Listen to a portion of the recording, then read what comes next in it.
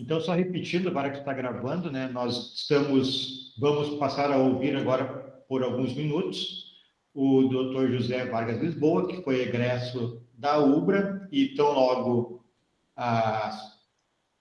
tendo a sua aptidão como advogado, logo que saiu da UBRA, já encarou um júri, né, que é algo importante. Então, ele vai falar para nós agora sobre a sua experiência como acadêmico e como profissional do direito. Então, a palavra com o Dr. José Vargas Lisboa. Obrigado, professor. Inicialmente, eu gostaria de dizer que é uma enorme satisfação, né, como ex-aluno e agora como operador do direito, né, poder contribuir, né, aos demais alunos da UBRA.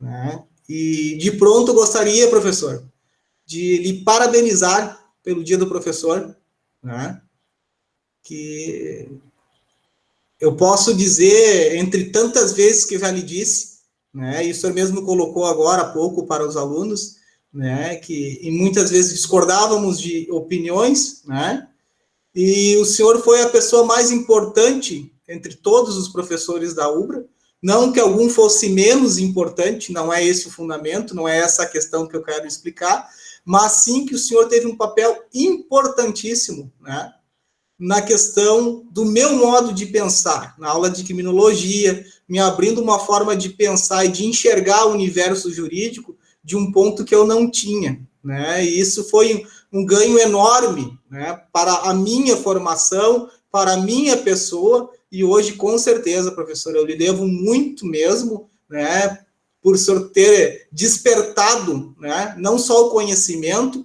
mas essa capacidade de enxergar de uma forma diferente. Tanto que hoje eu sou um advogado criminalista, né, e procuro defender todos os meus clientes com afinco, mas sempre levando em consideração muito do que o senhor ensinou na cadeira de criminologia. Isso, para mim, foi um ganho enorme dentro da UBRA, e como pessoa e como operador de direito, isso eu só posso lhe agradecer tantas quantas vezes a vida me ofertar e me possibilitar que seja possível. Então, eu sou muito sincero em lhe agradecer, professor. Tá? Ademais, gostaria de cumprimentar aos futuros doutores e doutoras, né, aos acadêmicos dessa cadeira que é tão importante, que é a Teoria Geral do Processo, que nos dá um norte, uma capacidade de entender muito afinco do que é um processo, de como ele vai se desenrolar. E eu posso dizer para vocês, né, com toda a simplicidade e com toda a afirmação do mundo possível, a UBRA Cachoeira do Sul oferta um curso de excelência. Eu ouvia muito falar, professor, o senhor é testemunha disso, que vários alunos sempre falavam, a UBRA não oferta um curso de excelência no direito. Muito pelo contrário. Eu sou um acadêmico que terminei o curso e consegui lograr êxito logo na sequência, no exame de ordem, e consegui, como o professor mesmo colocou, mesmo sendo um jovem advogado na área criminal, ocupar o espaço do plenário do júri e defender um cliente. Então, tudo isso me foi proporcionado pela UBRA Cachoeira e pelos professores que aí estão. Então, é como eu disse e digo sempre, né? Para aquele que deseja e almeja, não há impossível, né? O empecilho só se coloca para aquele que não tem um objetivo. Então, desejo muito sucesso a quem for fazer agora o exame, e com certeza, a advocacia ela é enorme e há um espaço para todos e todas que desejam ser um futuro operador de direito. Em específico, ao Tribunal do Júri, que é uma coisa que o professor pediu hoje para mim compartilhar com vocês, né? Eu posso dizer que eu fiz um Tribunal do Júri de uma forma bem tranquila. Por quê?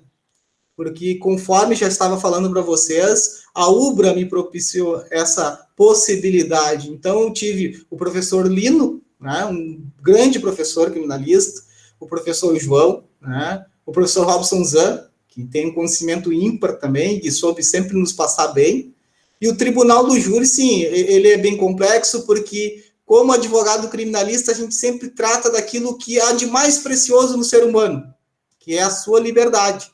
né? Então, é a área do direito onde realmente tu vai tratar de algo que é insubstituível ao ser humano, né? Então, a gente sempre tem essa responsabilidade, esse zelo, né? E, acima de tudo, ter que se esmerar dia a dia, ler bastante, procurar estar sempre lendo jurisprudência, decisões, dominar bastante o Código de Processo Penal, né? Porque não adianta a gente entender do direito material e muitas vezes esbarrar em erros, né, grotescos ou até de desconhecimento do direito penal, né, na parte de processo. Enfim, tudo é possível, né? Até como o professor colocou para vocês. Muitos de vocês vão pensar, grande coisa, ele se formou na UBRA e fez um júri. Gente, mas é uma coisa que é bem difícil acontecer. Isso só acontece na vida da gente se tu te identifica. Eu sempre me identifiquei com essa questão social, né? Sempre fui conselheiro tutelar, morei em bairro, então a gente tem essa questão, toda essa preocupação. E como eu disse para vocês, tu te identificando como um advogado criminalista, tu vai ter um olhar diferente para o processo, porque muito do contrário do que as pessoas pensam e sempre falam, ele é advogado criminalista, ele defende bandido. Gente, vocês como futuros operadores de direitos, né, a gente ouve muito falar dentro do curso, e propriamente algum de vocês já deve estar falando aí, eu não estudo para ser advogado, eu estudo para concurso. Ótimo! Mas se você não entender como funciona o Código de Processo Penal, né, e o próprio Código Penal, como, né, no que a hermenêutica interpretativa dele em si tem, então tu não vai ser feliz em qualquer concurso da área de segurança que você fizer, porque você tem que dominar essa matéria, né? Isso é uma coisa que todo estudante de direito tem que sempre ter em mente. E como advogado criminalista, a gente não defende o bandido. Nós sempre vamos defender o quê? O direito que ele tem, né? Devidamente positivado, a gente vai para as leis. Justamente essa é a parte, o embate principal daquele que não tem o conhecimento jurídico, né? Acaba falando besteira perante, né? Muitas vezes em rede social, uma coisa que o professor João sempre cobrava, é inadmissível o estudante de direito falar besteira em rede social, né? Então, nós temos essa responsabilidade. E depois de formado, com carteira da ordem na mão, que é uma coisa difícil, que sempre passa em torno de 10%, 13%, né? Então, ou seja, para cada 10, 9 roda, passa 1, 2. Então, além de ser bem difícil o exame, é cansativo, né? A pessoa se satura e se não se doar agora no período da faculdade não vai lograr êxito depois, isso é óbvio. Não tem milagre que vai chegar a tempo. E quanto ao tribunal do júri, né, o professor pediu para mim compartilhar da experiência. Então, como eu disse, eu já tive essa preparação porque o professor, não sei se ainda é o Zan, ainda que é ele que propicia essa cadeira, né, professor? Então, ele difundia bastante a questão, né, da gente praticar, né, o tribunal do júri dentro da UBRA, os famosos júris simulados, do qual a gente teve, né, por iniciativa do professor João e do professor Zan também, fazer um júri simulado dentro do próprio fórum, né, professor? Então, isso, inclusive com a magistrada, né? Então, isso nos propiciou dominar, né, um tanto em si mesmo, fazendo vários erros, deixando de fazer a parte correta, mas ainda assim nos propiciou ter uma capacidade, um conhecimento, né, de buscar um esmero e, acima de tudo, assim como eu fiz, saindo da faculdade, poder defender um cliente, né, perante o tribunal do júri, né, e ser feliz, né, inclusive, graças a Deus, consegui ser feliz nesse júri, mas, como eu disse, a responsabilidade toda foi, né, de ter que se esmerar, buscar conhecimento todo dia, né, e, acima de tudo, poder se dispor, né, se dispor na forma de que entender o papel do advogado, esse é o primeiro passo de quem quer advogar, entender como funciona, o que é a advocacia, né, e eu digo que não é fácil, questão financeiramente, para quando você sai da faculdade, pega uma carteira da ordem e tem que se estabelecer, não é fácil, só que se você olhar para a circunstância, tu nunca vai conseguir nada. Inclusive, como o professor colocou, e é uma vitória de todos os professores também, né, eu ter feito um tribunal do júri, é algo que, como eu disse para vocês, é resultado de um curso que te qualifica, né, que a UBRA me qualificou para esse curso, eu não caí de paraquedas lá, eu não sou amigo de juiz, eu não sou amigo de ninguém, eu não tenho amigos na UAB para me dar carteira, né, então, ou seja, a vida é difícil, realmente, vocês têm que entender isso, mas para quem tem objetivo e traça uma meta, nunca vai existir obstáculos intransponíveis, né, nem mesmo fazer um júri, com certeza. Porque o júri é consequência de todo, né, esse andar constante de 5 anos e mais a preparação para o exame de ordem me preparou. Isso é tempo suficiente para quando a gente tem a vontade, né, aquele alvo, né, aquela meta de vida, de ter aquilo para a tua vida. Então, eu sou feliz sendo advogado criminalista, eu gosto dessa área, né, eu amo de paixão, e poder fazer aquilo que eu amo, né, é algo que me gratifica todos os dias. Bem como o pessoal usa o jargão, aí agora usam bastante na internet, quem ama o que faz está sempre de férias. Então, é bem isso aí. Eu me sinto feliz e, como o professor falou, se eu fiz um tribunal do júri, né, tive essa experiência, eu agradeço ao curso, ao campus da UBRA, cada funcionário que a UBRA tem, né, e eu não estou rasgando nenhum verbo aqui, porque realmente tudo que eu aprendi e sei advém da UBRA. Tu foi estudar, tu te dedicou, realmente, mas isso é um dever de qualquer um, é obrigação de qualquer acadêmico do curso de Direito. Porque a não ser quem pretende advogar ou não, então tem que entender que a advocacia já começou agora para vocês, né? Não é depois, quando passar no exame da ordem. Então, isso é importante, né? E ter feito um júri, para mim, foi só o ápice daquilo do que eu estava disposto para a minha vida, e como eu disse, já estava preparado, porque realmente já havia me dedicado há anos antes, né, e não foi no momento. Então, a mensagem que eu deixo, né, professor, é que para quem quer advogar, o direito já começou, né? Então, não deixe para a última hora, para daqui 5 anos, para depois, e acima de tudo, desmerecer o curso da UBRA é desmerecer a vocês mesmos. Isso é fato. Porque se eu passei, vocês também podem. Isso é inconteste. Então, acho que seria isso, professor. Não sei se fica aberto a perguntas dos colegas.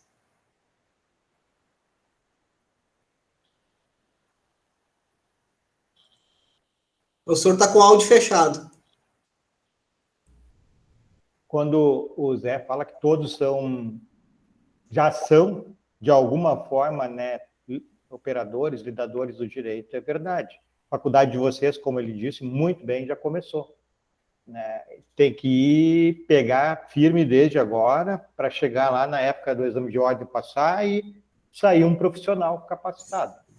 A faculdade dá um grande suporte e, obviamente, vai estar melhor preparado quem tem mais interesse, né? Quem tem vontade de realizar as coisas.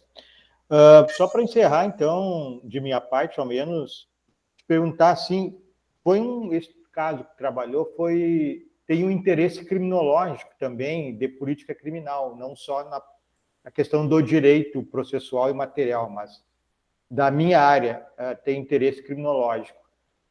Teve um caso em que uma pessoa, se eu estiver errado, daí me corrija, ficou preso 2 anos e depois foi condenado a alguns meses, é isso, né?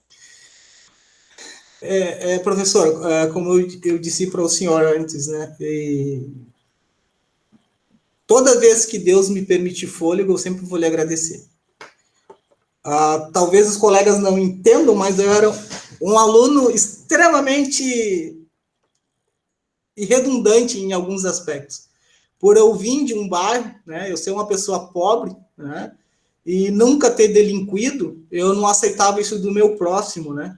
E para mim também era muito difícil essa questão, porque eu fui defender um júri onde, em tese, o meu cliente teria tentado posto fogo na própria esposa, né? E isso era bem ruim, porque imagina, tu ter que defender uma pessoa do qual ela tentou ceifar a vida da própria companheira. Mas aí que eu digo para vocês, colegas, né? doutores e doutoras. É importante entender o processo, porque o direito em si, tu não tem como identificar, lendo na testa, culpado ou não, mas você tem como ler um processo. Tu pode ler um processo, porque como eu acabei de colocar para vocês, o advogado criminalista, ele defende o direito. E nesse processo em questão que o professor está colocando, que eu fiz o júri, né? Então, inclusive, eu posso deixar para o senhor, para um júri simulado, professor? Sim. É muito importante entender que tinha uma parte de processo que era muito importante, que era vital, porque, em tese, era uma tentativa de homicídio, né? Inclusive qualificado, né? Tinha suas qualificadoras. Só que era uma tentativa de incêndio, onde, em tese, né, o meu cliente teria tentado ceifar a vida da própria companheira jogando gasolina na cama e na própria, conforme a denúncia, e na própria vítima, na esposa dele. Todavia, porém, tinha que se desenrolar o processo uma coisa, que todo crime ele tem, né, o modus operandi. Né? O que é a tentativa? Todo mundo sabe qual é o conceito de tentativa, que é aquilo que não produz o efeito que o agente queria. Né? Então, ou seja, se ele iniciou a tentativa e ele não conseguiu produzir o efeito que ele queria, no caso que ele gostaria de ter colocado fogo na casa, teria que ter o quê? Algo teria que ter quebrado essa tentativa. No caso do meu cliente, tinha esse erro que era muito evidente ao processo, porque ele foi pego com 2 isqueiros que nunca apareceram no processo. Inclusive foram com ele para o presídio, para vocês terem noção. A própria vítima foi acompanhando ele dentro da viatura. Só que, o que havia de gritante dentro do processo? Que o meu cliente, em momento nenhum, ele tentou acionar, produzir o fogo. Então, de forma que se ele não tentou produzir o fogo especificamente, tu quebrou o modus operandi, porque como é que tu vai ter, né, o conceito de tentativa falho se ele não produziu fogo em momento algum? Né? O fato dele ter jogado gasolina na cama e que pegou na esposa por ela ter tentado tirar dele um galão, né? Que aí abre aquela questão, ele caiu nela ou ele jogou nela? Né? Abre uma lacuna, né? Mas o que tinha que ter de evidente na questão de direito, de processo? Que para ser conceito de tentativa, ele teria, no mínimo, que ter riscado fósforo, acionado o isqueiro, alguém assoprado, alguém tirado da mão dele, ou ele ter pego para tentar acender. Aí nós quebraríamos, né? Teria com certeza essa questão da tentativa, né? Porque ele iria querer produzir aquilo. No caso em questão, o que eu aleguei em tribunal do júri? O arrependimento, a desistência voluntária, né? O arrependimento eficaz, a desistência voluntária eficaz. Ele desistiu, né? Até, inclusive, ele fala bem, de forma bem cristalina, eu pergunto para ele dentro do próprio júri, quando que ele desistiu de produzir o ato? E aí ele fala, quando pegou gasolina na minha esposa. E aí ele desiste. E aí, então, se quebrou-se ali. Mas, como o professor colocou, entendam como funciona o processo. Ele é um agricultor, uma pessoa que trabalhou a vida inteira, que nesse dia tinha bebido, estava sobre, né, influência do álcool, né, e eu não estou aqui justificando, mas que nesse dia ele havia ingerido bebida alcoólica, e que estava tentando se separar, o casamento estava difícil, ela também estava com depressão, e ele praticou sim esse ato, ele jogou gasolina em cima da cama, né, e acabou 20 meses preso, né? E durante o júri, inclusive o próprio promotor, antes de iniciar o júri, me chamou para conversar e perguntou, olha, doutor, eu estou pensando em colocar ele para outro crime, o que o senhor acha? Eu falei, não, depende do que o senhor tem a ofertar ao cliente. Ele falou, não, tentativa de incêndio. Eu falei, não, porque ele não tentou, o conceito da tentativa para incêndio e para homicídio seria o mesmo. Ele não quis, em momento nenhum, ele produziu o fogo, então estaria quebrado, né? E aí ele me perguntou ainda o que o senhor pensa. Eu falei, no mínimo, para mim, advogado de defesa, ameaça, ou daqui a pouco, né, não restaria também uma lesão corporal, porque não teve exame, né, corpo de delito.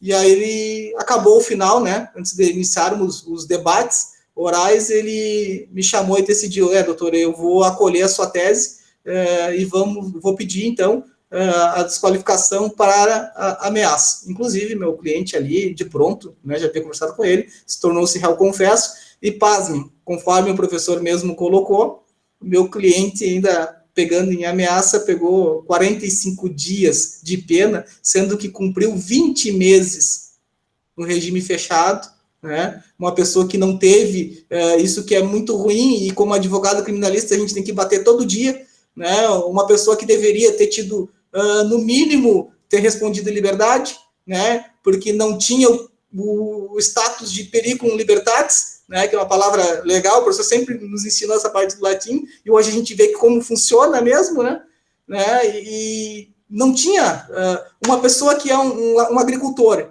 que não tinha sequer Maria da Penha contra ele, né, medida protetiva, não tinha nada. O que impedia dele ter ficado na rua? Nada. Infelizmente, nós, advogados criminalistas, como a gente tem que bater com direito. E ele tinha todos os requisitos. Ele é um agricultor, ele tinha bloco de produtor, então tinha atividade ilícita, residência fixa, ele era réu primário, e mesmo assim ficou 20 meses. Né? E eu assumi a defesa quando já estava pronunciado, então não, até o recurso em sentido estrito já havia sido feito por outro advogado, e me restou somente, né, fazer o tribunal do júri, né, o que ele decidiu, né, então me contratar para fazer, né, e conseguir lograr o êxito aí, como disse para vocês, e ele hoje está solto, né, inclusive voltou com a esposa, notem, olha que coisa maluca, ele voltou e está morando com a esposa, né, lá na sua residência no interior de Cachoeira do Sul. Então notem, olha quanto sofrimento se criou em cima de uma família, numa situação onde era fácil se conseguir se contornar. E dentro desse processo, professor, me chamou a atenção que antes, quando o cliente já pronunciado, né, o réu já pronunciado para ir para o tribunal do júri, a juíza abre, que a gente peça diligência, né, ou alguma testemunha, se abre ali, questão de processo. E eu pedi 2 diligências, professor. E isso eu digo e mostro agora, professor, o quanto que o senhor me ajudou nessa questão de criminologia, e, acima de tudo, de pensar e enxergar aquele cliente, aquela pessoa como ser humano. Eu pedi que, de ofício, a magistrada requisitasse, né, a casa prisional em Cachoeira do Sul, o histórico da conduta comportamental desses 20 meses do meu cliente e dos atendimentos psicológicos. Aí os alunos devem perguntar, mas por que atendimento psicológico? Pensem comigo, por que a gente tem que enxergar a pessoa como um ser humano? Porque notem, o meu cliente ficou 20 meses preso, o crime até então imputado contra ele era de violência doméstica. O que ele deveria ter em questão, né? Acho que todos, principalmente as meninas vão concordar comigo, né, que são mulheres, pelo menos um tratamento psicológico, né, professora? Algo que dê esse sentido, porque até então ele está no limbo. Ele não é culpado e ele não é inocente, mas está preso. Está segregado daquilo que é mais importante para ele, que é a sua liberdade. E, pasme, veio da casa prisional que ele foi atendido, professor, uma única vez em 20 meses. Então, pessoal, assim, quando quiserem falar mal de advogado criminalista, eu digo para vocês não têm noção do que a gente trata e corre todo dia para manter direito. Então, vou deixar bem claro para vocês que a gente não defende o crime, a gente defende o direito do ser humano. Assim como é bem evidente nesse caso que uma pessoa, pasmem, olha bem, ele está de volta com a mulher dele, morando em casa, né? Aquela família, aquele núcleo familiar se reconstituiu e ele ficou 20 meses preso pelo Estado, sem ter, né, o Estado batendo, dizendo que ele não poderia ser solto, porque ele tinha periculum libertatis, né? Que havia indícios de autoria da materialidade, e a gente esmiuçando, né? 2 observações aí. Pessoal, isso aí não é tão incomum assim, como o Luiz falou, a gente tratou disso em aula muitas vezes. Por isso, o legislador inseriu o parágrafo único no artigo 316 do CPP, determinando que a cada 3 meses o juiz faça uma avaliação e verifique se estão presentes os requisitos da prisão preventiva ali do artigo 312 do CPP. Como os magistrados não cumprem, vocês vão lembrar de um caso rumoroso que estourou nas costas do STF, que não tem nada a ver com a história, que foi a soltura do periculoso, inclusive, André do Rep. Mas o ministro Marco Aurélio não tinha que fazer, tinha que cumprir a lei. A lei diz que a cada 3 meses o magistrado tem que verificar se estão presentes os requisitos da preventiva. Certamente, nesse caso, não foi verificado. Né? Não. Até esse processo, professor, assim, eu rogo todo dia, eu quero ver. Infelizmente, eu não posso despertar o direito criminal em cada um que deseja advogar, porque isso é intrínseco, é do ser humano, né? O senhor me despertou uma outra forma de ver. Isso foi em contexto, é importantíssimo para o advogado que hoje eu sou, professor. Mas eu me refiro ao seguinte: nesse processo, não houve um único habeas corpus por parte dos advogados que me antecederam, né? Então, por que eu digo? O direito criminal, ele é muito importantíssimo, pessoal, porque ele trata do que é mais importante do ser humano. Eu, inclusive, agora, a maior vitória, hoje eu me senti super feliz, porque eu consegui subir, nesta semana, um recurso ordinário constitucional ao STJ, e, inclusive, também um habeas no mesmo processo, né? Por quê? Porque, realmente, como o professor colocou, alguns direitos não são reconhecidos. Primeiro, o juiz de piso sempre vai pugnar e sempre vai pensar na sociedade que está à volta dele. Né? Isso é do processo. E como criminalista, como operador de direito, você começa a entender isso. Então, é difícil para um juiz daquela cidade soltar um elemento, né, que muitas vezes a sociedade está clamando e dizendo não solta. Mas, como advogado, a gente tem que saber onde procurar.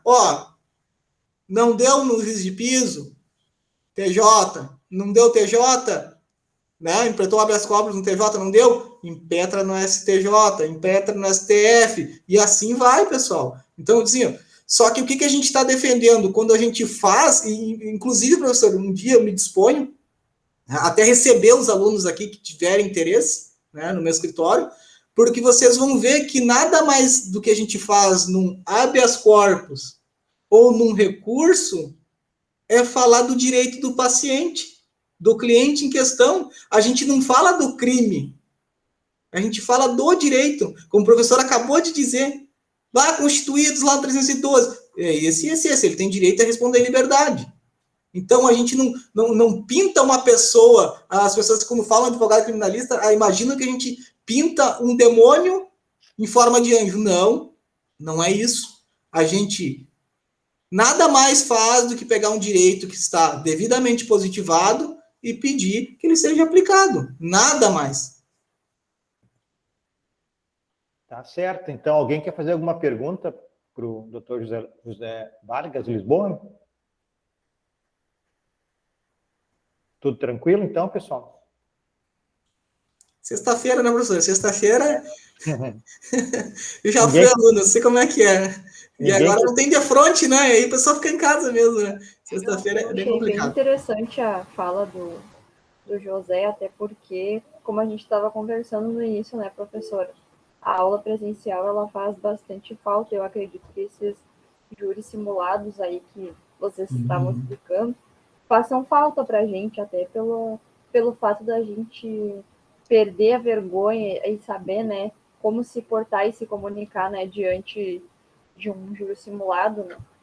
Sim, verdade. É verdade, Thaís. E tu disseste uma coisa que é bem importante, e eu coloco a responsabilidade sobre as futuras doutoras, porque hoje a gente nota que a mulher ocupou um espaço bem grande na nossa sociedade, né? Inclusive dentro da própria advocacia, vamos deixar bem claro. E hoje nós temos visto, né, professor, bastante doutoras, né, na área criminal, uma coisa que não era muito comum, né? Porque, primeiro, você tem que ir no presídio, você tem que ir na delegacia, Você às vezes tem que estar no local onde a polícia está aprendendo, fazendo aquele flagrante, né? Acompanhar muitas vezes, né, um mandado de busca e apreensão. Não tão raro isso acontece e a gente faz, né?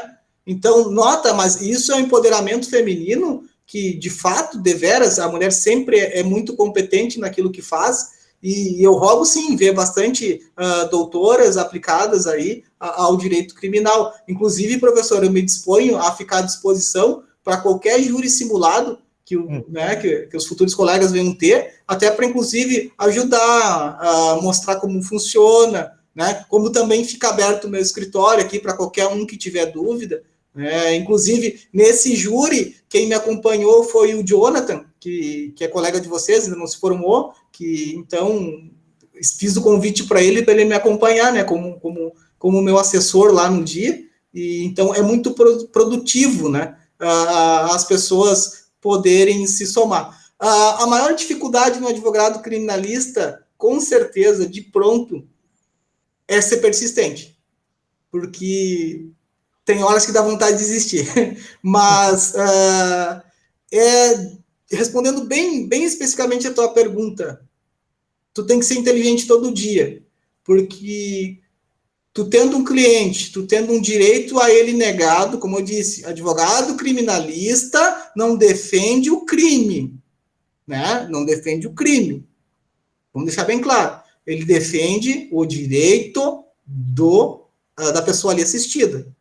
Então, vamos deixar bem claro, ninguém aqui defende crime. O cara matou, traficou. Não, eu estou defendendo o direito dele. Então, a maior dificuldade, né, isso eu posso dizer em verdade para vocês, é justamente tu encarar, né, um judiciário que muitas vezes, como eu disse para vocês, tá ali, tá positivado, tá falando no 312, tem lá no 400 e poucos, 432, se não me engano, tá lá, mas não adianta, tu tá batendo, o Ministério Público tá pedindo, o juiz está concedendo, tu pede a ordem é denegada, tu monta um habeas, o habeas é denegada a ordem no acórdão, você sobe pro STF, pro STJ, e só que aí vai mudando, que um dia eu posso até falar, se o professor quiser, o que muda de um habeas ao TJ, ao STJ e ao STF, porque mudam as formas da gente argumentar a questão do habeas, né? Num você vai falar do processo, do direito que ele tem, no outro você fala das ordens denegadas, e do outro você fala do direito constitucional que não está sendo reconhecido.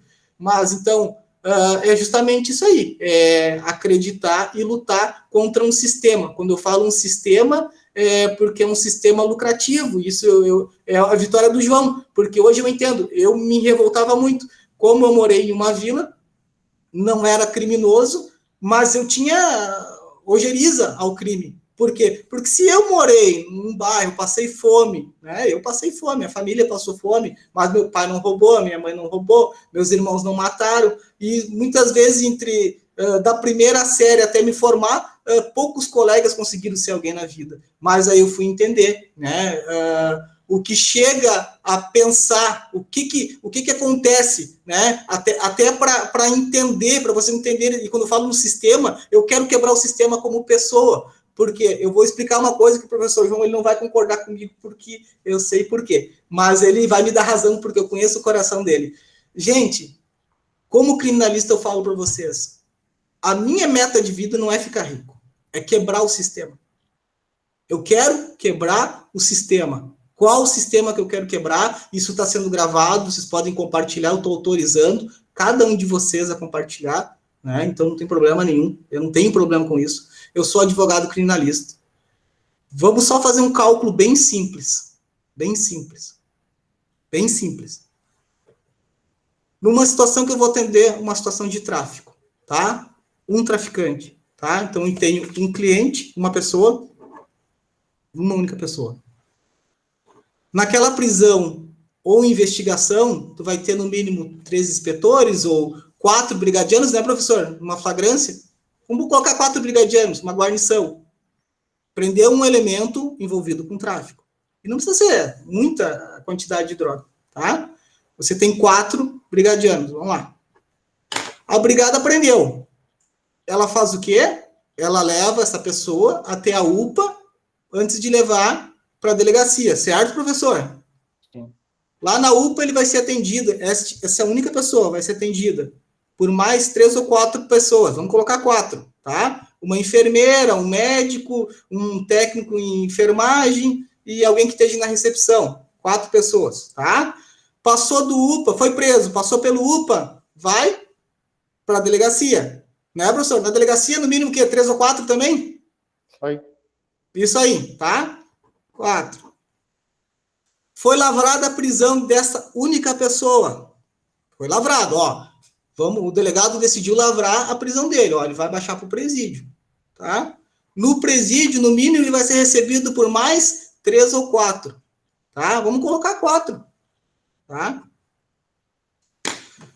O advogado já está assistindo ele, se ele tiver um advogado, ou defensor. Então, vamos contar um só, tá? Um só, porque se for defensor é mais, que aí entra o estagiário, todo mundo sabe, entendeu? Mas vamos colocar um advogado, tá? Ele tem audiência de custódia, então a magistrada vai ouvir ele, o Ministério Público vai ouvir ele também, tá? Aí vamos ter que colocar o estagiário, mas o pessoal que trabalha dentro do gabinete e secretaria, mais 4 pessoas também.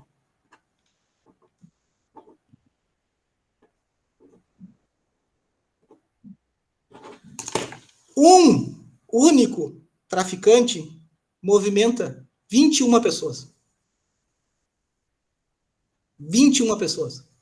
Tu sabe o que poderia fazer para que 21 pessoas não prendesse uma única por tráfico? Não é liberar as drogas. Não é. Não é. Isso o professor sabe.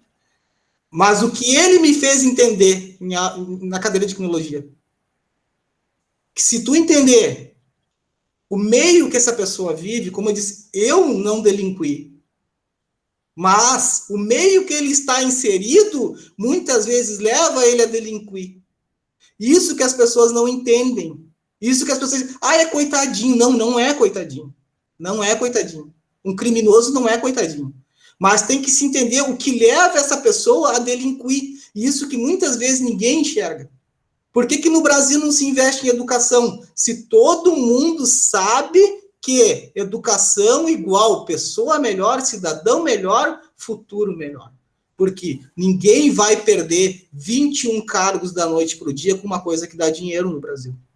Então, como advogado, como pessoa, eu quero lutar contra o sistema.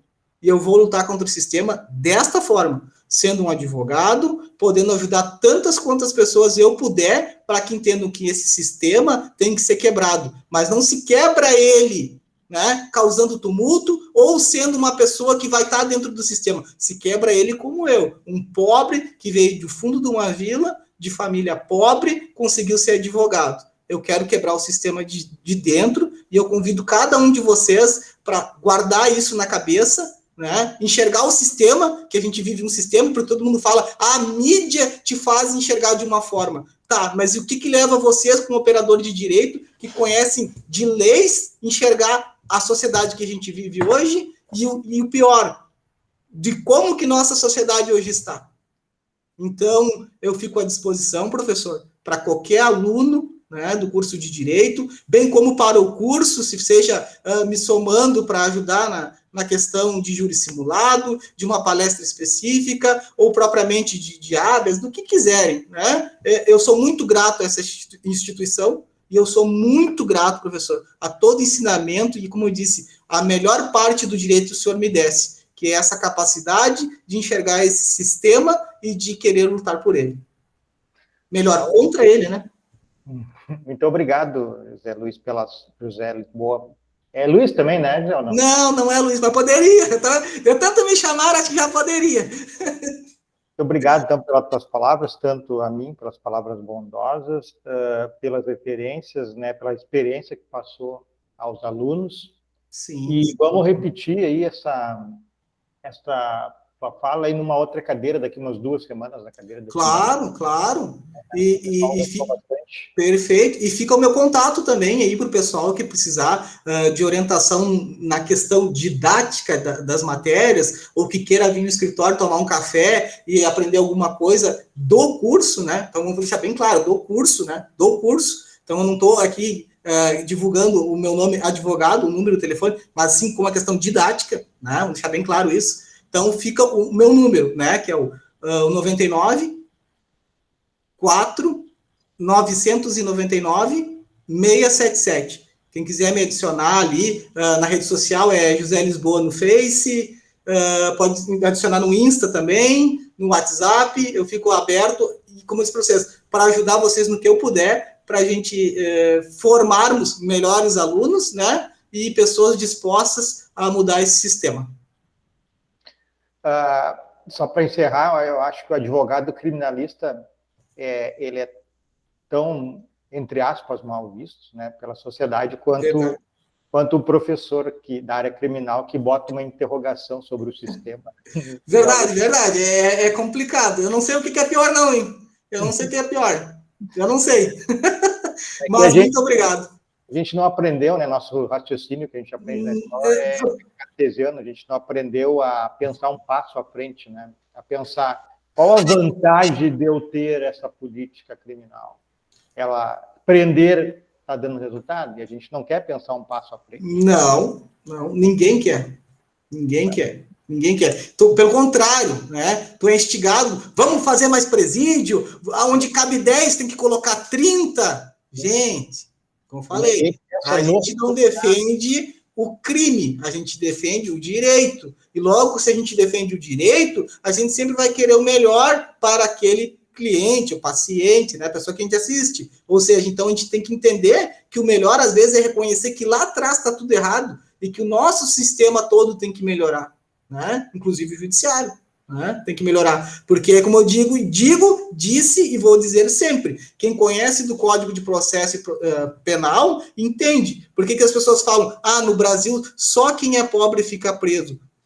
Porque é óbvio, quem é que tem condições de ficar impetrando habeas né, em STJ, STF, ficar batendo em cima do direito de uma pessoa, a menos que tu acredite ou que financeiramente seja bom. Do contrário, é isso aí, pessoal. É o sistema. É como eu gosto da expressão que os brigadianos muitas vezes usam, e eu dou razão para eles, é enxugar gelo. Prende de manhã, é solto de tarde, mas é solto por quê? Por causa do direito. Mas a sociedade em si, né, os governantes, não estão olhando para onde deveria e atacar na fonte, porque é tão fácil prender, né, gerar mais vagas, gerar mais presídio, gerar mais área de segurança e não investir onde deve. Então, ou seja, é melhor a gente tratar e criar cidadãos, né, do que propriamente estar prendendo e criando, né, um processo penal que realmente não está dando o resultado que deveria, professor. Né? Que, ou seja, é a ressocialização. A gente não está vendo isso. Né? Esses dias uma pessoa me cobrou, sabe, das minhas ideias, mas é um amigo, ele cobra para tentar entender. Esse cara é tranquilo.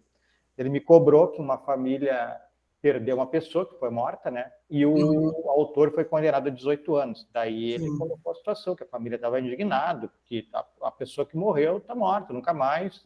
E o indivíduo pegou só 18 anos, vai sair da cadeia.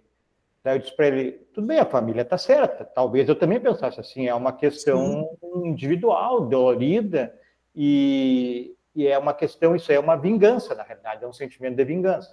Mas o que tem que ser trabalhado para a sociedade, a pergunta que tem que ser feita pela sociedade é, se ele pegar 18 anos ou pegar 40, vai haver benefício lá no final da conta para a sociedade? Ele vai deixar de praticar crime porque ele pegou 18, pegou 40?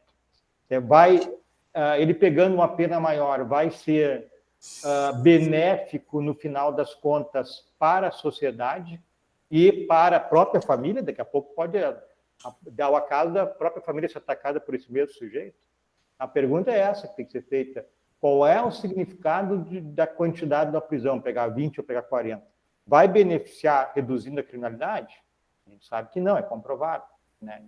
Então, é difícil, né, de entender isso. Eu concordo, é complicado, né? Mas nós estudamos e queremos uma sociedade mais pacífica, a gente tem que defender o que dá resultado, e não o que comprovadamente não dá resultado. Então, aqui em Cachoeira tem um local, nem vou citar locais nenhum para não me lembrar ninguém, mas tem um local aqui que é conhecido como um local que tem muito tráfego, né? Aí tem crianças lá no meio, certo? O que essas crianças vão ser? Todos os dias estão prendendo alguém por tráfico nesse local. Os filhos dessas pessoas vão ser o quê? Vão ser advogados, vão ser promotores, né? Não, vão ser traficantes, né? Então, o Estado tinha que intervir nesses locais, mas é mais fácil, como tu disse, é a mais pura verdade, é muito barbada criar uma lei, para o Congresso criar uma lei penal, a pedido, muitas vezes, dos presidentes, cria uma lei penal, por projetos presidenciais, né, para endurecer o direito penal, e para a polícia vai lá e faz a sua parte, por vezes até gosta, porque é um sentimento de poder, né, eu posso prender, etc. Né, então, mas é isso. Então, muito agradecido aí, a gente volta a falar, e eu quero te deixar o convite, como tu gosta dessa área aí. Segunda e terça a gente tem um seminário bem interessante de criminologia, né? Vai ter, segunda, um sociólogo, vai falar sobre políticas públicas na área da criminalidade, e às 8 horas vai ter um psicólogo. Depois, terça, vai ter um professor da Argentina, também que trabalha a área da criminalidade, vai falar sobre tráfico de entorpecentes, sobre a inadequação da lei argentina, e depois também teremos uma perita falar sobre psicologia forense. Segunda e terça. É só, se tiver interesse... Tem sim, pode mandar o link. Tá, é só que eu vou prestigiar entra no ubra.br/live, aí faz a inscrição que quer ter certificado. Ótimo. ubra.br/live. Live. Certo. Seminário Internacional de Criminologia. Certo. Agradecido, professor. Doutor José Lisboa, muito obrigado aí pela fala, o pessoal gostou bastante, e aí nós voltamos a conversar para daqui a pouco. Professor, fico sempre à disposição do senhor e dos demais colegas aí que precisarem, fico à disposição sempre, tá? Muito obrigado pela oportunidade. Valeu, obrigado. Bom final de semana, pessoal. Abraço. Abraço. Bem, pessoal, então agora, né, vamos retomar nossa aula aqui de Direito Penal, tocar mais um pouco, são 7:55. Não sei se alguém quer fazer algum comentário, temos aí uns minutinhos aí com a palavra à disposição.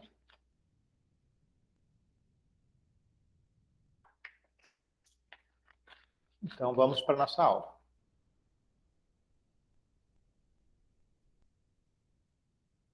Se eu não estou equivocado, semana que vem é a nossa prova, né? Sim. Então tá, vou compartilhar aqui a tela.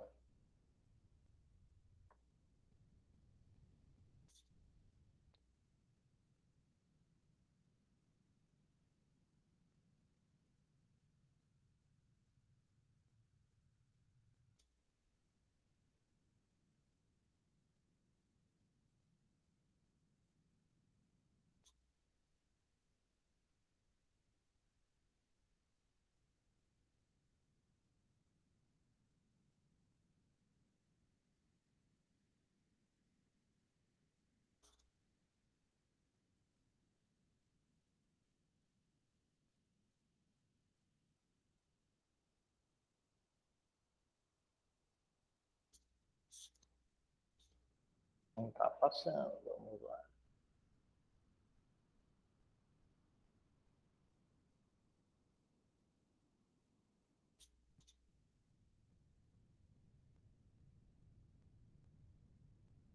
Vou pedir para alguém ficar com o Código Penal aberto aí para me dar uma mão.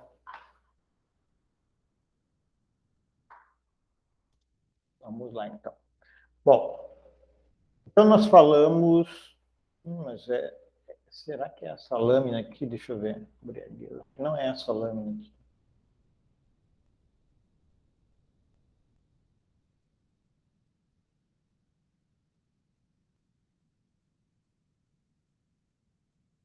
Nós falamos na semana passada sobre a questão do desenvolvimento mental incompleto retardado. Foi isso, né?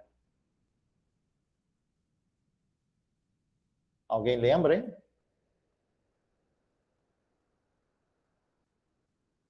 Eu tenho anotado aqui que foi excesso nas discriminantes e culpabilidade. Nós não entramos na parte da imputabilidade?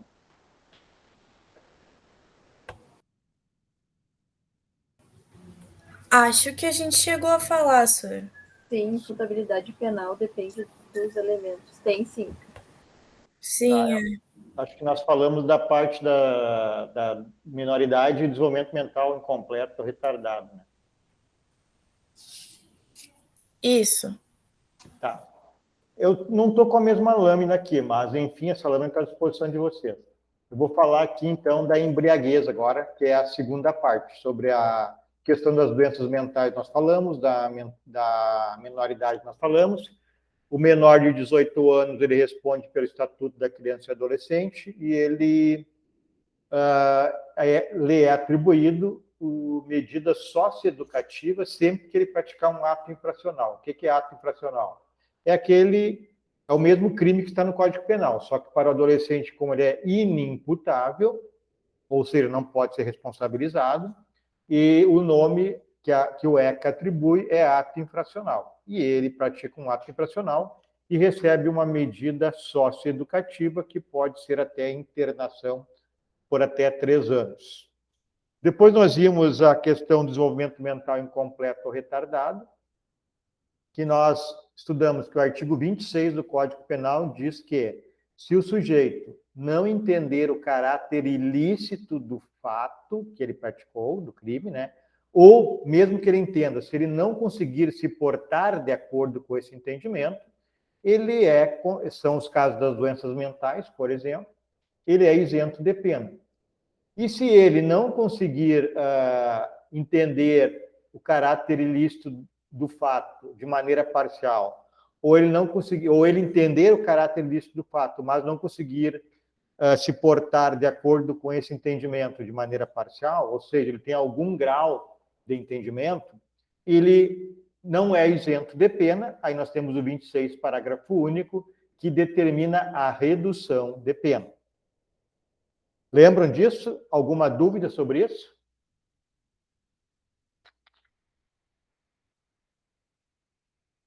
Não? Então vamos adiante. Vamos ver então a embriaguez. Quem é que pode ler para mim aí todo o artigo 28?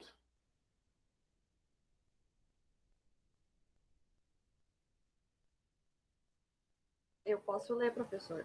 Por favor. Artigo 28.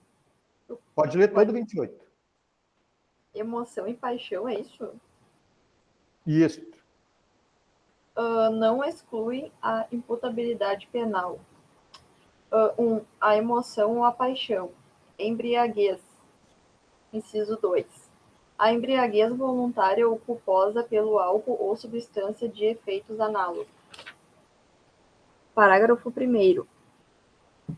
É isento de pena o agente que, por embriaguez completa proveniente de caso fortuito ou força maior, era, ao tempo da ação ou da omissão, inteiramente incapaz de entender o caráter ilícito do fato ou de determinar-se de acordo com esse entendimento. Parágrafo 2º. A pena pode ser reduzida de 1 a 2/3 se o agente, por embriaguez proveniente de caso fortuito ou força maior, não possuía, ao tempo da ação ou da omissão, a plena capacidade de entender o caráter ilícito do fato, ou de determinar-se de acordo com esse entendimento. Ok, obrigado. Pessoal, primeira coisa, relembrando que se for caso de... Estou conseguindo acertar aqui. Alcoolismo, lembram disso? O alcoolismo é considerado doença mental. Então, aquele sujeito que for um alcoólatra, daqueles que está sempre embriagado, todos os dias, não cura nunca, corre, entre aspas, ele é considerado uma doença mental, ele vai lá para a questão do 26 que nós já tratamos. Tá? O que vai acontecer, se fosse o caso, medida de segurança e não prisão em caso de cometimento de crime. que nós veremos agora são outros tipos de embriaguez, que tem uma delas que o sujeito pode vir a não ser punido. Vamos ver isso. Então, em primeiro lugar, o que é embriaguez? É a perda da capacidade de se autodeterminar, né? Se completa, pode, aqui acho que tem que usar a palavra pode, excluir a imputabilidade, mas vai depender do tipo de embriaguez. Eu vou fazer uma observação aqui, ó. Depende do tipo, de como ocorreu a embriaguez. Desde que não seja alcoolismo. A gente não está falando de alcoólatra agora. E se for incompleta essa embriaguez, dependendo do tipo, que é o que já foi dito pela Thais, o caso fortuito e força maior, esses dois casos aqui se referem a embriaguez por caso fortuito ou força maior. As demais embriaguez responde. Bom, então a patológica é a doença mental, é a questão da medida de segurança, a gente já falou. Ele é inimputável, mas entra no artigo 26 e não no 28. Agora aqui sim, pessoal, embriaguez por caso fortuito ou força maior. Né? O que é caso fortuito? É algo como acidental, né? Por exemplo, o sujeito está tomando remédios, ele recebe uma receita de remédios, mas não informam a ele que esse remédio produz uma sensação de embriaguez. E ele toma esse remédio, ou até mistura com álcool esse remédio, e potencializa, dá uma reação indesejada semelhante ao estado de embriaguez. Então, nesse caso, ele está embriagado, não é porque ele quis se embriagar, foi uma embriaguez fortuita, acidental, então ele comete um crime. Neste caso, sendo completa essa embriaguez, ele terá a isenção de pena, não responderá pelo crime. Como também no exemplo, né, que tem nos livros clássicos de direito penal, sujeito que trabalha numa destilaria, numa cervejaria, e pelos gases que ele inala lá acidentalmente, ele acaba se embriagando e produz um crime posteriormente, sob o efeito desses gases que ele inalou. Então, também é um caso de embriaguez fortuita. E se ele for completa, se ele não entender o caráter ilícito do fato de maneira completa, ele não será punido. E força maior, a segunda possibilidade, embriaguez por força maior, ele também não responderá pelo crime, será isento de pena. Quando escapa ao controle do agente, por exemplo, pessoal, a coação. A gente já viu em alguns casos no Brasil dos trotes acadêmicos, em que os veteranos na academia, né, na faculdade, seguram o iniciante, o calouro, e colocam lá bebida alcoólica na boca do sujeito, gera lá 1 litro de cachaça. E esse sujeito fica embriagado e, digamos que ele cometa um crime. Isso é considerado força maior. Se ele não entender o caráter ilícito do que ele está fazendo, ou não conseguir portar de acordo com esse entendimento, se portar de acordo com esse entendimento, ele terá, então, a isenção de pena. Pode ler para mim de novo, aí só para ficar bem claro para nós aqui, a parte da embriaguez fortuita e força maior, tá isso. Deve ser o inciso 1, 2, acho. É, para ler de novo o inciso 1. Isso. A embriaguez voluntária ou culposa pelo álcool ou substância de efeitos análogos. Tá. Esse caso aí não há isenção de pena. A embriaguez culposa, como eu vou explicar adiante, continua sendo crime. Então, vê para nós o inciso 2, por favor, que deve ser esse aqui que eu estou falando.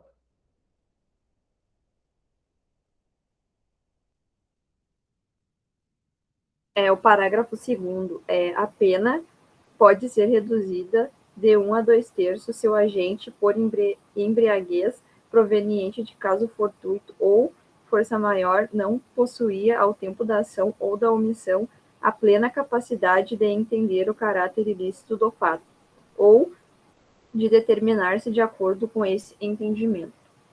Tá, e o anterior a esse que tu leu é o que reduz a pena, e tem o anterior que é da isenção de pena. É isento de pena o agente que, por embriaguez completa proveniente de caso fortuito ou força maior, era ao tempo da ação ou da omissão inteiramente incapaz de entender o caráter ilícito do fato, ou de determinar-se de acordo com esse entendimento. Esse é o parágrafo primeiro. Tá.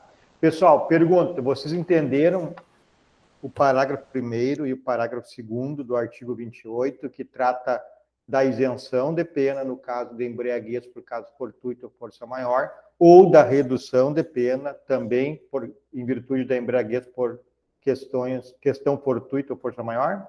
Todos conseguiram compreender? Sim. Tá, ok. Ninguém tem dúvida, eu vou adiante. Então, vamos adiante. Bom, aqui eu tenho mais jurisprudência, vamos ver o que diz. A violência doméstica contra a mulher, crime de ameaça, artigo 147, Código Penal, autoria e materialidade comprovada. Então, está comprovado quem é o autor e está comprovada a materialidade, ou seja, se sabe efetivamente que existiu o crime de ameaça. Isso é materialidade. Palavra da vítima, embriaguez não oriunda de caso fortuito ou força maior. Ó, isso aqui é o contrário que nós estudamos. Ó, não oriunda de caso fortuito ou força maior. Exclusão da culpabilidade. Descabimento. Somente vai excluir a culpabilidade, a imputabilidade, que é um elemento da culpabilidade, se ela for proveniente de caso fortuito ou força maior. Aí exclui a imputabilidade e, por consequência, a culpabilidade, ou diminui a pena, depende do grau. No que se refere à isenção de pena em razão da embriaguez, entendo que não se torna razoável acreditar, posto que, segundo a previsão do Código Penal, somente a embriaguez involuntária completa, involuntária porque é oriunda de caso fortuito ou força maior. O sujeito não tinha intenção de beber sequer, se embriagar. Nos demais casos, o agente é culpável e punível. Destarte, a causa de isenção de pena requerida pela defesa é somente aplicada para o caso de embriaguez de caso fortuito ou força maior. Situações que não ficaram comprovadas nos autos. Assim, a embriaguez voluntária, retratada no presente caso, em suma, não isenta o agente de pena. Tranquilo? Então, vou adiante. Nós vimos, então, a embriaguez involuntária, que é proveniente de caso fortuito ou força maior, e ela pode ocorrer, então, nesses casos, a isenção de pena pela exclusão da imputabilidade e culpabilidade, ou a redução de pena, depende do grau desta embriaguez involuntária. Agora, a embriaguez voluntária. É aquela embriaguez, obviamente, o nome está dizendo que o sujeito quis, no mínimo, beber, como nós veremos. No mínimo, ingerir bebida alcoólica. Nem estou dizendo que ele quis se embriagar. Né? Então, esta embriaguez não exclui a imputabilidade. Não há previsão no Código Penal dizendo que quem se embriagar voluntariamente, seja culposa ou dolosamente, terá isenção de pena e não cometerá, e não responderá pelo crime. Não, o Código Penal não diz isso. Então, nós temos aqui a embriaguez voluntária dolosa, faltou aqui dolosa, quando a gente quer ingerir a bebida alcoólica para se embriagar, só observem, eu falei que ele quer se embriagar, eu não falei que ele quer cometer crimes. Então, ele vai beber querendo se embriagar e comete um crime depois de embriagado. Responderá pelo delito que ele praticou. E existe a embriaguez culposa, que é a mais comum. Normalmente, o sujeito não tem intenção de começar a beber para se embriagar. Normalmente, ele começa a beber, conversa, está num churrasco, ou está olhando o jogo do Grêmio, né, que é um jogo de terror, e aí ele enche a cara. Quando ele vai levantar, ele verifica que está embriagado. Aquela situação que está sentado, bebendo, conversando com os amigos, levanta, nota que está embriagado. E aí sai embriagado e comete um crime. Então, tanto faz querer beber ou beber e se embriagar culposamente, não querendo se embriagar, vai responder pelo que praticou. Tá certo? Alguma pergunta? Do Grêmio está bebendo mesmo, é verdade. A notícia para os gremistas não é nada boa. Quando dá tudo errado, é difícil. Bom, embriaguez pré-ordenada, pessoal. A embriaguez pré-ordenada, também chamada de teoria da actio libera in causa, ela é diferente. É aquela embriaguez dolosa, o sujeito quer se embriagar, mas com a finalidade de cometer crimes. Então, ele não quer se embriagar, como na anterior, apenas por se embriagar. Ele quer se embriagar para ter coragem e praticar um delito. Essa teoria ela tem como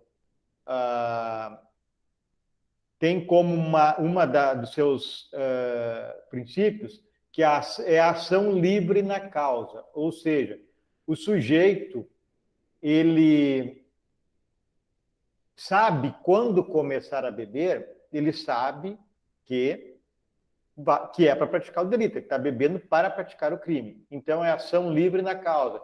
Então, não adianta tentar argumentar que o sujeito estava totalmente embriagado, sem as mínimas condições de ter discernimento. Por quê? Porque ele, antes de iniciar a beber, ele já tinha essa intenção. Ele sabia que ia ficar embriagado para cometer o crime. Isso é uma agravante no nosso Código Penal, inciso 61, inciso 2, a linha L, acho que é L. E isso é uma causa, então, um agravante genérica que vai aumentar a pena na segunda fase da dosimetria da pena. Então, o sujeito realizou um furto simples, artigo 155 caput, pena de 1 a 4 anos. Dependendo se é a primeira vez, para ser bem direto, a primeira vez que ele comete um fato desses, ele vai sair o cálculo da sua pena a partir de 1 ano, e aí na segunda fase vai ter esse acréscimo aqui. Depois vai para a terceira fase, se existe alguma coisa. Então, o que acontece nessa teoria da actio libera in causa é que despreza-se o tempo do crime, quando o crime foi causado. O que se considera é quando havia a intenção, que foi antes de beber, antes de iniciar a beber. O sujeito só inicia a beber para cometer um crime. Então, se considera como tempo do crime o momento em que ele iniciou a beber. Tem uma corrente que defende, por exemplo, só para vocês entenderem essa questão, que uma ameaça, por exemplo, o A ameaça o B. Tem uma corrente que defende o direito que se o A estiver totalmente embriagado, por exemplo, que a ameaça, ele não para em pé, que a ameaça dele não serve, não é crime, não ameaça o sujeito. Um crime de ameaça, previsto no artigo 147 do Código Penal, como o nome está dizendo, ele tem que causar algum medo, algum temor à vítima. Então, se o A estiver totalmente embriagado, não para de pé, que é certo que ele não vai conseguir realizar a ameaça que ele está afirmando, não seria crime. Então, nesse caso, a teoria da actio libera in causa, como despreza-se esse momento aqui da ameaça e considera o momento anterior, que é o sujeito se embriagar para proceder à ameaça, ela seria considerado crime por essa teoria da actio libera in causa. Certo? Perguntas? Então, nós vimos hoje, a embriaguez voluntária, o sujeito bebe dolosamente ou ele bebe culposamente, acaba se embriagando, ou bebe e acaba se embriagando culposamente, se embriaga dolosamente ou se embriaga culposamente. É a embriaguez voluntária. Só que ele não tem intenção de cometer nenhum crime, mas acaba cometendo, responde pelo crime. Vimos a embriaguez involuntária, por caso fortuito ou força maior, que pode excluir a imputabilidade ou reduzir a pena.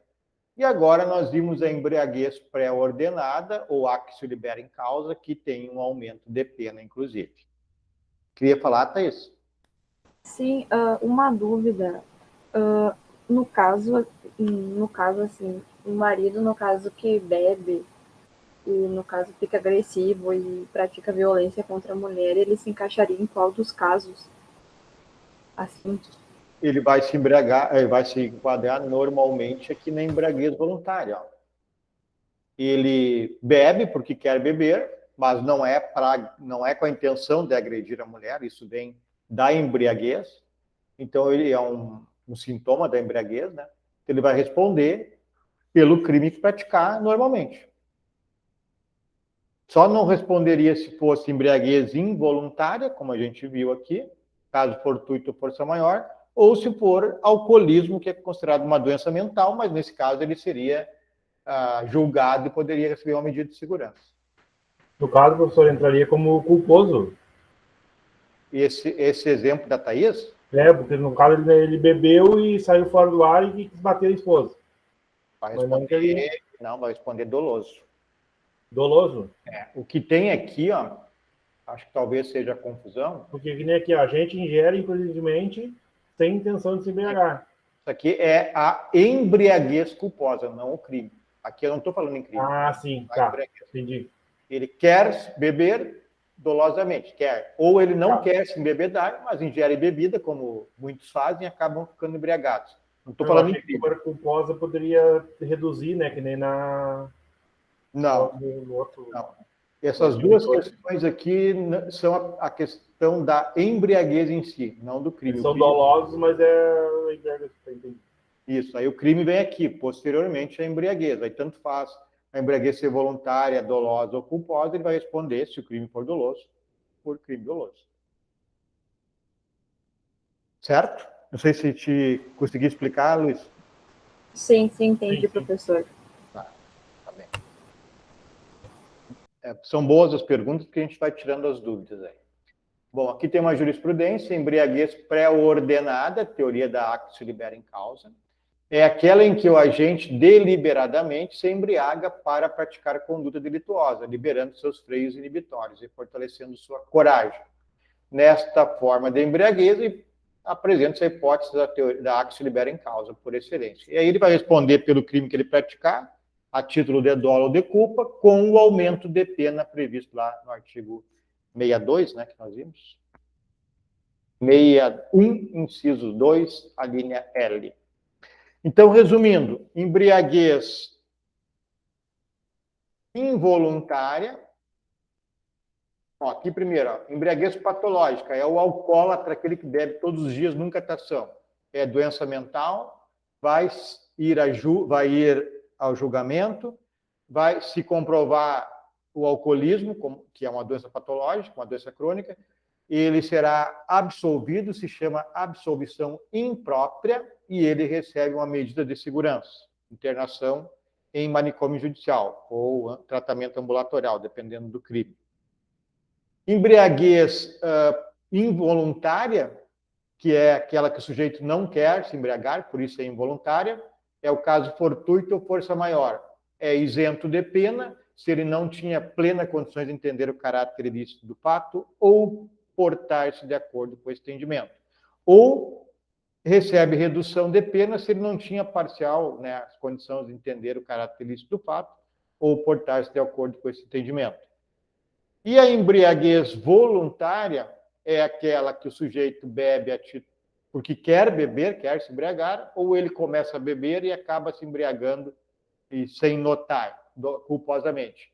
Para responder pelo que ele praticar, a título de dolo ou de culpa, depende da ação dele. Se ele praticou uma lesão corporal porque quis praticar, lesão dolosa. ou se ele chegou em casa lá e bateu lá no armário, na geladeira, caiu em cima da mulher, lesão culposa. Por fim, a embriaguez pré-ordenada, que é a teoria da actio libera em causa, que o sujeito quer praticar um crime e não tem coragem, então ele se embriaga para se encorajar. Além de responder pelo crime praticado, ainda tem um aumento de pena. Tranquilo? Alguma dúvida? Posso ir adiante? Professor, no caso, a embriaguez se aplica para drogas também ou não? Sim, mas não por esse artigo. Na própria lei de drogas existe essa. Tem outro artigo. Tá, beleza. Mas é bem semelhante. A ideia é a mesma.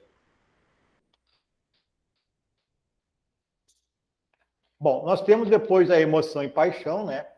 Que a Thaís leu para nós no início do artigo 28 lá.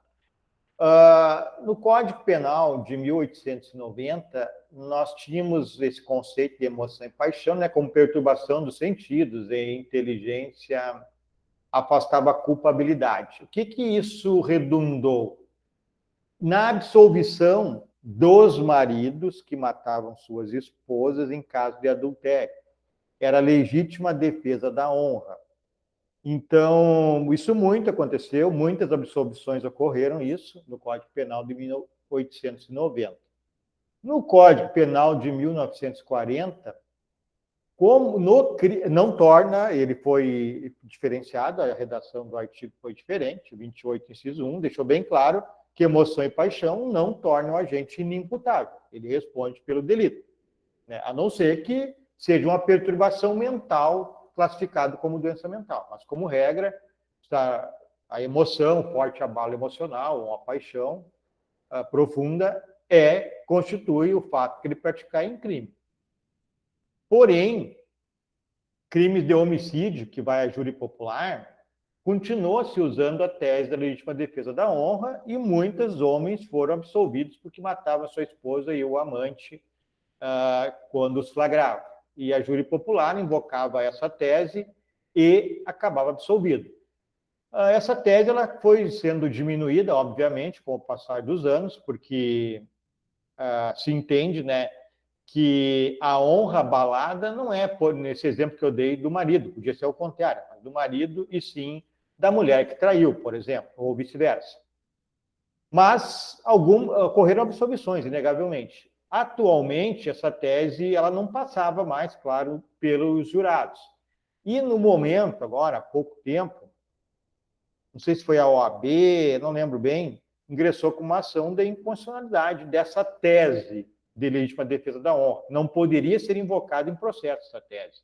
Isso era uma afronta à dignidade, principalmente das mulheres, que normalmente são as vítimas do homicídio, nesses casos de crimes passionais. E o STF declarou que é inconstitucional. Então, a partir desse ano agora, não se pode mais o advogado de defesa alegar no processo que ele esteja atuando, seja o tribunal do júri ou o outro rito, né, que invoque a legítima defesa da honra. Não existe mais isso. Então, resumindo, emoção e paixão, se não for considerado doença mental, é crime e responde pelo que praticar.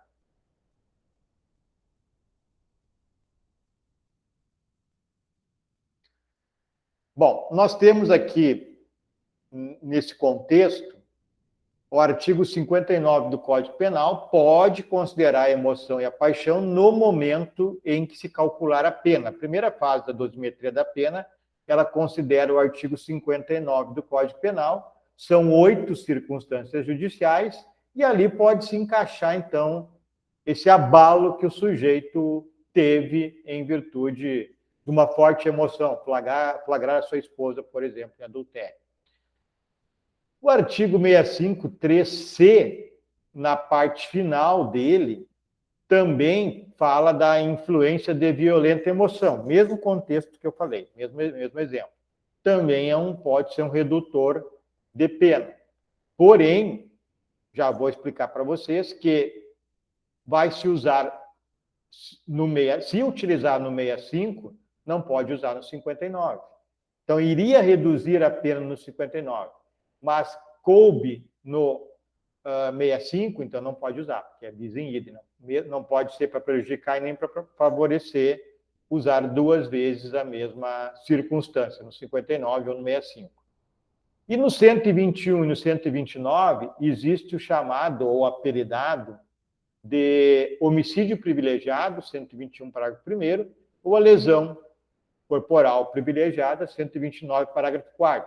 Então, o mesmo exemplo, né, o sujeito chega em casa, flagra a esposa com o amante na cama e mata os dois. Homicídio privilegiado vai ter um redutor de pena, 121, parágrafo 1º, porque é um abalo tão forte, uma emoção tão forte, que cabe dentro do domínio de violenta emoção. Isso se chama homicídio privilegiado. E a diferença, isso caiu numa prova, já se atentem, de OAB, olha a diferença do 65 para o 129. Neste caso aqui, dominado pela violenta emoção, é um fato mais grave. Agora, influenciado, ele está menos abalado. Então, se se entender que ele foi apenas influenciado, ele vai ter um redutor de pena aqui no 65 3C. Agora, se for entendido, esse exemplo que eu dei, flagrar no ato, aí é claro que é uma forte emoção, então é uma violenta, está dominado por violenta emoção. Aí nós teremos aqui a aplicação no parágrafo 1º do 121. Aí pula o 59, pula o 65 e reduz a pena na terceira fase, que é o 121, parágrafo 1º. Mas isso foi só aprender lá em cálculo de pena. Só estou adiantando para vocês já terem uma ideia. Ok? Entendido? Emoção e paixão, então ela não exclui o delito, a não ser que seja caso de uma doença mental, ou tem essas possibilidades aqui que eu falei para vocês, em 3 artigos, de reduzir a pena. E não cabe mais o advogado fazer defesa técnica com base na legítima defesa da honra. Tudo bem? Vou adiante. Bom, pessoal, eu vou parar por aqui porque eu não vou entrar numa matéria nova, que é o segundo elemento, né, da culpabilidade. Deixa eu colocar aqui para vocês. Nós já vimos agora a imputabilidade.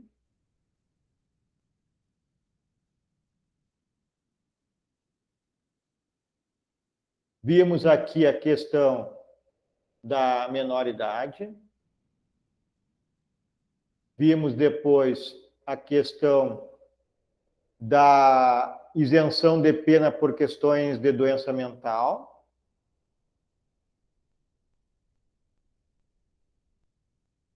Isenção de pena ou redução. Vimos a questão da embriaguez, as possibilidades de isenção de pena. E, por fim, vimos a questão da emoção e paixão. Tudo isso dentro do primeiro elemento, que é imputabilidade. O segundo elemento, que nós vemos na outra semana depois da prova, é potencial consciência da ilicitude. Esse é bem curtinho. Depois nós veremos o último, que é inexigibilidade de conduta diversa, que também é bem pouquinho. Nós vamos ver os dois na mesma aula. E aí teremos mais 2 conteúdos depois, que é o estudo dos erros e o estudo de autoria. Autoria e participação. Certo, então?